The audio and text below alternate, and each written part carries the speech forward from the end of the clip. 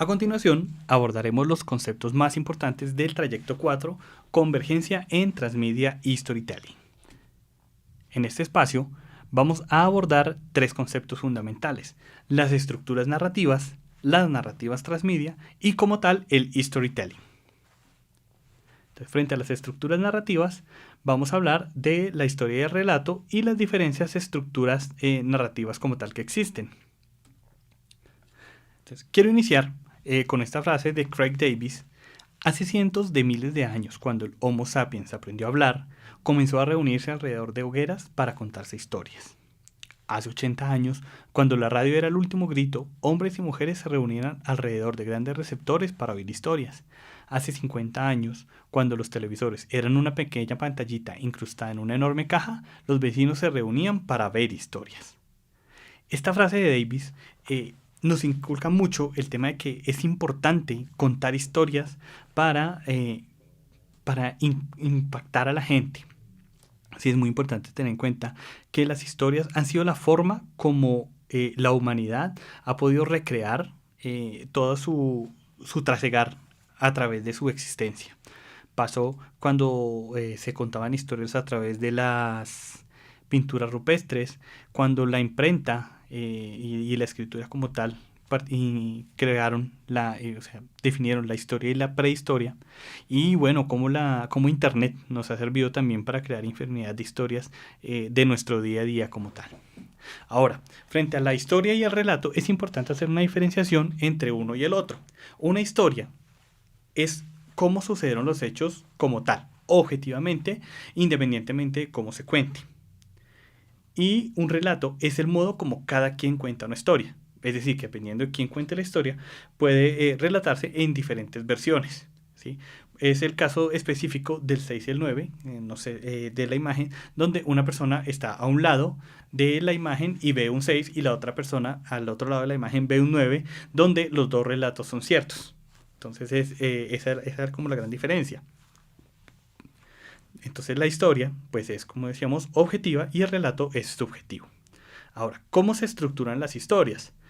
Desde siempre hemos sabido que las historias cuentan con tres partes: un inicio, un nudo y un desenlace. Esa fue básicamente la estructura narrativa que siempre nos enseñaron.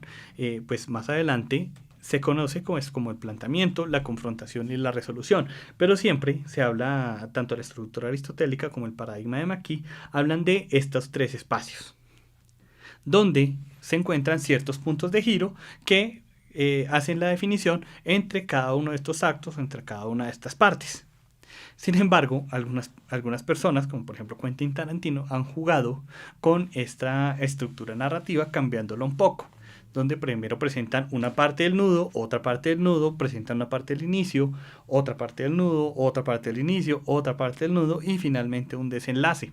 Para este caso quiero referenciar especialmente Kill Bill, volumen 1 y 2 de Tarantino, que la primera parte, o el volumen 1, se lanzó el 14 de noviembre del 2003 y contó parte de la historia en 112 minutos de película, y la segunda parte, o el volumen 2, se lanzó el 8 de abril del 2004 y en 138 minutos cortó las partes de la historia que no había contado anteriormente. Entonces esta estructura narrativa en tres actos se define, pero los actos no están marcados como tal en un orden específico, sino que se tomaron en un orden distinto al natural. La segunda estructura narrativa es la estructura en paralelo, donde existe un acto desencadenante que permite tomar diferentes caminos. Un ejemplo de esta estructura es el efecto mariposa. Esta película del 2004, con una duración de 113 minutos, cuenta cómo a través del efecto mariposa pues siempre llegaban al mismo punto de inicio y desencadenaban situaciones diferentes, donde dependiendo de la decisión que tomara después del acto desencadenante, pues la historia transcurría en un trasegar diferente. En tercer lugar, tenemos la estructura ramificada, donde el usuario tiene la posibilidad de tomar decisiones cada cierto tiempo. Estas ya son estructuras narrativas que permiten la interacción y es precisamente que el usuario tome decisiones del camino que quiere tomar, como fue en su momento los libros de Crea tu propia historia, que dependiendo de la decisión, pues el libro nos remitía a una página en particular y empezar a crear la historia desde allí. En la actualidad, pues un caso muy conocido es el capítulo o la película interactiva de Netflix, Bandersnatch, de Black Mirror, que se lanzó el 28 de diciembre de 2018 con una duración que, dependiendo de las decisiones que tomara la persona, podía tomar desde 45 hasta 120 minutos en definirse toda la trama de la historia y que contaba con finales diversos, obviamente dependiendo de cada una de estas decisiones. La siguiente estructura narrativa es la estructura de espina de pescado, donde una historia no se cuenta necesariamente de una forma lineal, sino que cuenta con una estructura base, pero tiene salidas, entradas, por ejemplo el tema de precuelas, secuelas, historias adicionales, historias conexas, que van formando una inmensa historia, como es el caso del universo cinematográfico de Marvel, donde vemos cómo diferentes personajes se entrelazan a través de 22 películas, 11 series de televisión y 8 cortos desarrollados en 11 años y 3 fases específicas. Entonces vemos cómo estos personajes se van integrando no solamente en una línea general, sino que cada uno de ellos tiene una línea propia que en diversos puntos se cruza, interactúan, se separan, tienen historias conexas y bueno, es una historia sumamente compleja que tiene muchos caminos para llegar a una resolución. En este caso, por ejemplo, si se escanea el código QR en pantalla, pues se puede ver este gráfico en una mayor resolución. Ahora, en segundo lugar, vamos a hablar acerca de lo que son las narrativas transmedia y hablaremos en primer lugar de los mundos narrativos, donde conoceremos el concepto de Biblia dentro de las narrativas transmedia, los argumentos, en segundo lugar las plataformas, donde hablamos de plataformas y contenidos, la conexión entre las plataformas y el diagrama de plataformas de la narrativa, y finalmente encontraremos las audiencias a quienes están dirigidas las narrativas transmedia. Entonces, el concepto de Biblia de las narrativas transmedia es como toda la integración de los diferentes elementos que hacen parte de la historia. Entonces, en primer lugar, tenemos el mitos, que corresponde al esqueleto del mundo narrativo en el que se describen los sucesos esenciales que permiten entender el contexto de la historia. Allí hablamos de los protagonistas, de los antagonistas, que puede ser héroe, antihéroe, y bueno, y todas las personajes que participan allí, las relaciones y conflictos entre los personajes, que es cómo protagonistas se relacionan con antagonistas, protagonistas con otros protagonistas, bueno, y personajes secundarios. El problema general a solucionar, que es básicamente el conflicto general de la historia, las criaturas míticas, mitológicas, extrañas que existan en este espacio, las batallas que se desarrollan, los rumores que existen y los hechos y sucesos importantes de este mundo. En segundo lugar tenemos el topos, que corresponde a particularmente al lugar físico o geográfico en el que se desarrollan las actividades y el contexto histórico. Entonces puede ser un lugar de carácter real o científico, la ubicación geográfica, o en qué parte del universo se encuentran, la línea de tiempo en el que se desarrolla, que puede ser pasado, presente, futuro, puede tener viajes temporales y todo, pero lo importante es que se defina en qué lapso se desarrolla. La relación en el espacio-tiempo, por ejemplo, hay series como 24, tienen una relación de espacio-tiempo mucho más extensa que, por ejemplo, series como Volver al Futuro, dado que, por ejemplo, una temporada de 24 en teoría tomaba solamente 24 horas y Volver al Futuro en un periodo de casi 2 horas plantean viajes en el tiempo de casi 100 años. Entonces es esa relación de espacio y tiempo. Y finalmente los usos y costumbres de ese lugar ficticio o real. Y es como los personajes se desenvuelven en su día a día.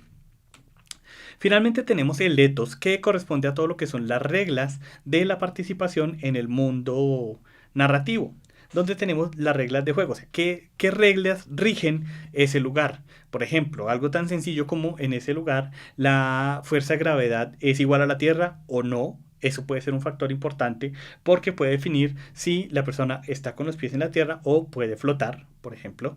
Si el tiempo pasa a la misma velocidad, si es, por ejemplo, normal que las personas tengan ciertos comportamientos. Entonces también está incluido el tema de la ética, o sea, qué ética se maneja.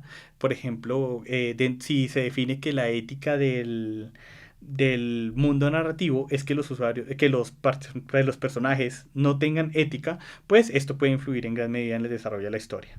Lo mismo el tema de los valores, los códigos de comportamiento, la noción del bien y el mal. La noción del bien y del mal es muy importante en el entendido que esto determina, pues, si lo que está haciendo una persona es bien visto o no, es en el espacio, en el mundo narrativo en el que se está desarrollando. Y finalmente las motivaciones que tienen los usuarios o los personajes para desenvolverse en este mundo. Estos tres aspectos conforman lo que es conocido como la Biblia en las narrativas transmedia. Ahora, en la siguiente parte hablaremos acerca de los argumentos, que es cómo se desarrollan las historias. Entonces, en este caso, uno de los argumentos básicos es la lucha eterna entre el bien y el mal, ¿sí? Entre el yin y el yang, entre los espacios que son los polos opuestos, pero que se complementan. Entonces es como en este caso, donde tenemos una ilustración del usuario Gary Ann de DeviantArt, que nos muestra pues la lucha del lado oscuro con el lado de la fuerza, con el lado de la luz en el universo de Star Wars. En segundo lugar, el segundo tipo de argumento es ir de menos a más, que implica ir de rico a pobre, de enfermo a sano, o al contrario, de sano a enfermo, de pobre a rico, etcétera. O sea, es esa transición que sufre un personaje. En este caso, en esta ilustración de Marcos D'Amata, también usuario de DeviantArt, vemos una imagen de Heisenberg representando al personaje de Breaking Bad, que sufre esa transformación en la que pasa de ser un profesor de química a convertirse en un capo de la fabricación y distribución de metanfetamina. Lo mismo también, otro argumento que también tiene es que él pasa de pobre a extremadamente rico a pobre, otra vez. Entonces es esa transición argumental.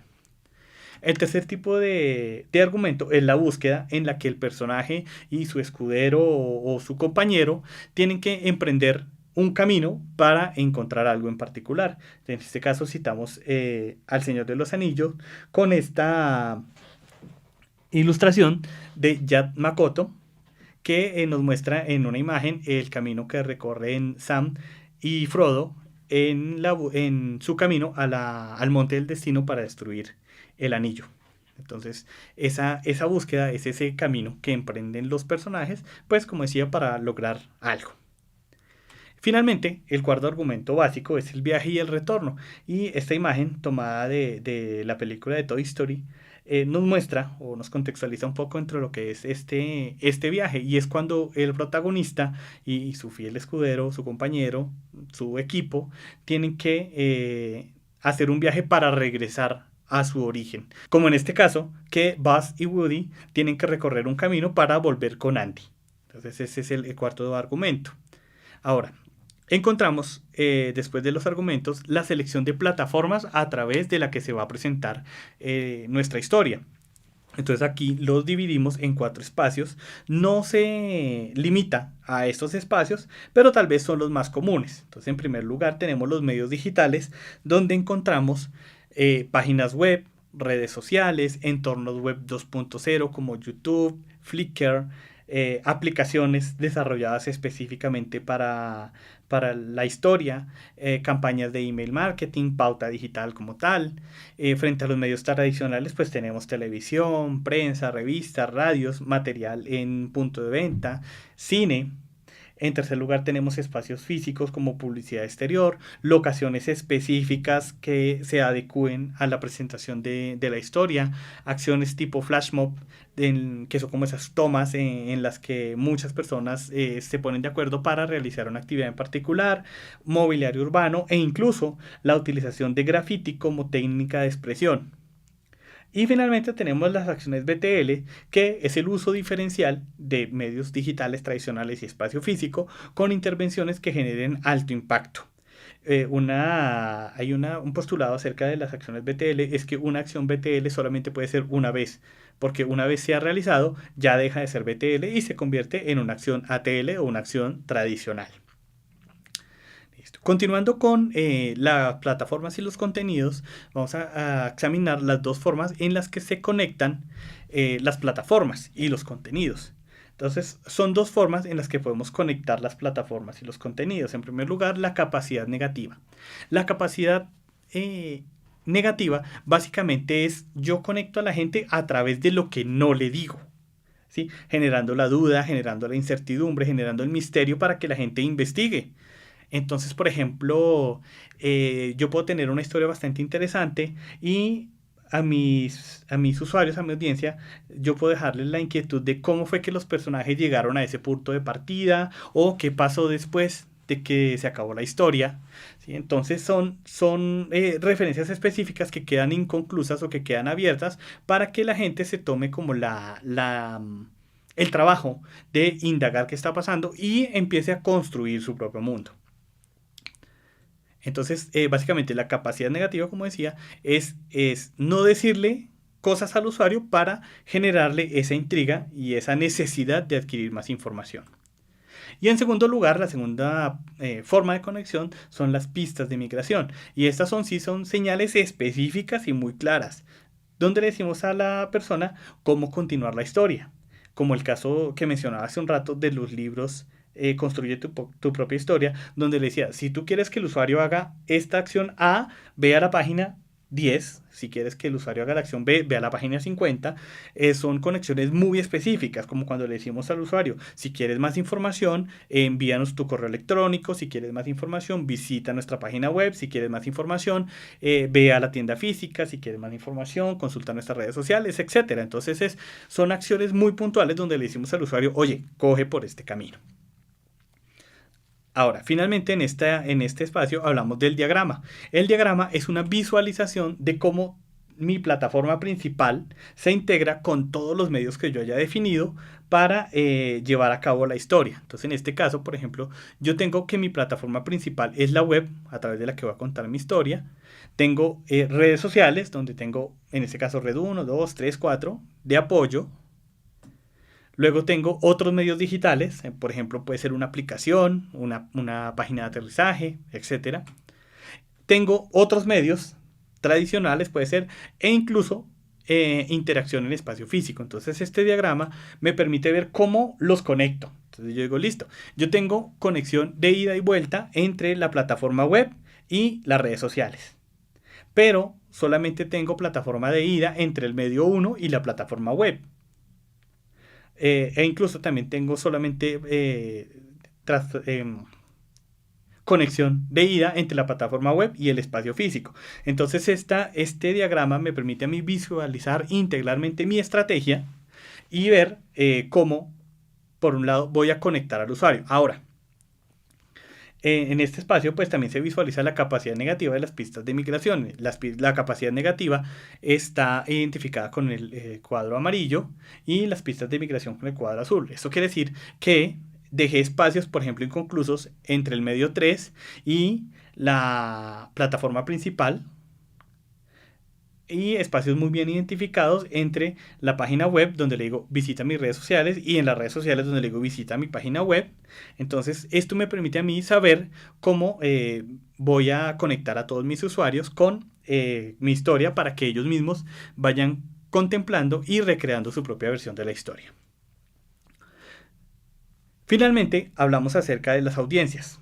Y voy a traer una frase de Diego Páez y Pablo Romero del documento módulo de la asignatura. Tal vez el factor más importante en el momento de definir una experiencia de múltiples plataformas que esté basada en una historia es la audiencia objetivo, a la que se busca enganchar y hacer partícipe, puesto que definir sus características y particularidades es fundamental si se quiere alcanzar un nivel de participación alto y generar alcances en la historia construida. ¿Eso qué quiere decir? Que si nosotros entendemos muy bien a quién le vamos a contar esa historia como audiencia, pues lograremos entender cómo funciona y cómo hacer para que esta persona se interese en nuestra historia y en crear y compartir la historia. Dentro de este aspecto encontramos diferentes perfiles de audiencia. En primer lugar, encontramos al consumidor. El consumidor como tal es el más básico de las audiencias, en el entendido que el consumidor sencillamente consume lo que yo le dé y ya, le interesa mi historia, le gusta y todo, pero sencillamente se limita a consumir lo que yo le esté entregando. Es una persona que generalmente está atento a ver cuál es el siguiente paso que le voy a entregar o qué es lo siguiente que le voy a dar en la historia. En segundo lugar, tenemos el distribuidor. El distribuidor es una persona que no solamente consume lo que yo le estoy entregando, sino que además comparte. Entonces, como cuando nos reunimos con amigos y decimos, oye, ¿viste tal serie? No sé qué, uy, me encantó, buenísimo, mira, pasó esto. Y te comparte el link, te comparte la sinopsis que salió, te comparte el trailer de la próxima temporada, del próximo capítulo, etcétera. Luego tenemos a la audiencia, al crítico. El crítico incluye los dos factores anteriores, que consume lo que le estoy entregando, comparte con sus amigos, con sus conocidos, con el mundo en general lo que está viendo y además participa calificando los capítulos, dejando comentarios, es muy activo en ese aspecto. Entonces son esas personas que nos permiten saber si digamos que una serie o una historia que estoy contando, pues realmente tiene ese impacto que yo estoy esperando. Los críticos generalmente son mucho menos, porque no todas las personas se toman el tiempo de hacerlo, pero realmente las opiniones que ofrecen son bastante válidas y aportan bastante a la creación de nuevas historias. En cuarto lugar, tenemos a los editores. Los editores incluyen los perfiles anteriores, pero además ellos son los que se acaba la serie, se acaba el capítulo, se acaba lo que yo le acabo de entregar de la historia y sale con un meme. Hace mashups acerca de lo que yo estoy entregando. Por ejemplo, son esas personas que ven una película y sacan un video en YouTube donde dicen, mira los 10 aspectos importantes que te perdiste en la película, o estos son los momentos más interesantes de tal película, o las mejores imágenes con banda sonora de tal. Entonces estas personas cogen los materiales que ya he entregado yo y crean nuevas acciones, pero siempre basado en lo que se le entregó. Finalmente, nuestra última audiencia son los creadores. Los creadores básicamente son aquellos que, no contentos con la historia que yo le entregué o con la historia que como marca le entregamos, crean sus propias historias alrededor de esta misma. Un caso muy interesante en este particular son, por ejemplo, los Potterheads, que ellos entran a crear sus propias historias acerca del universo de Harry Potter, o de todas esas personas que gustan de crear los fanmade o fanfiction que se conocen. Por ejemplo, también otro caso muy interesante en este caso de audiencias creadores son los fanáticos de Matrix, que por ejemplo crearon los cortos de Animatrix, que le dieron un complemento a la trilogía original de Matrix. Entonces estas personas pues les encanta definir bajo las mismas reglas, bajo la misma Biblia, nuevas historias que complementen o se asemejen con el argumento original, pero siempre aportando originalidad desde sí, desde su entrega. Finalmente, tenemos la parte de storytelling, y es qué tenemos para contar. El storytelling parte de la premisa que todos tenemos algo que contar. Entonces, bien sea que lo contemos como persona, bien sea que lo contemos como marca, pero es aprovechar el poder de las historias para contar algo interesante. Entonces, a continuación, pues vamos a hablar acerca de algunos casos de marcas como tal y cómo estos tienen algo que contar, porque muchas personas dicen o muchas marcas dicen, no, es que yo no tengo nada interesante que contar, cuando realmente, al menos desde estos 5 factores que vamos a ver, se pueden contar historias, pero obviamente pueden ser muchos más. Entonces, en primer lugar, encontramos los valores de marca. Entonces, el storytelling basado en valores de marca se busca que la gente o que los personajes den cuerpo a su marca. Que si el valor de mi marca es la fortaleza, entonces mi personaje es un personaje que, por ejemplo, puede ir de débil a fuerte. Que si mi valor de marca es la creatividad, como en el caso de Adidas, pues que la persona muestre su creatividad. En segundo lugar, se le puede apostar a la emoción, el storytelling de emoción, como es el caso de Microsoft. Microsoft desarrolla un control específico para personas que tienen discapacidad y desarrollan un producto, un control para el Xbox que está diseñado para que ellos puedan aún así divertirse, bajo la premisa de cuando todos nos divertimos, todos ganamos. Entonces, en este caso, Microsoft le apunta a la emoción donde el dispositivo como tal, en este caso el control, es parte de la escenografía, pero su papel fundamental o el papel fundamental de la historia es conmover y mover las fibras sensibles de la gente.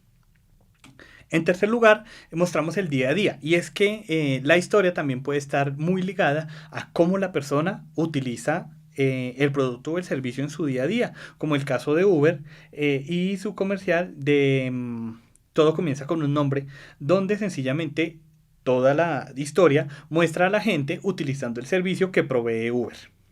En cuarto lugar, se puede apelar a la ficción.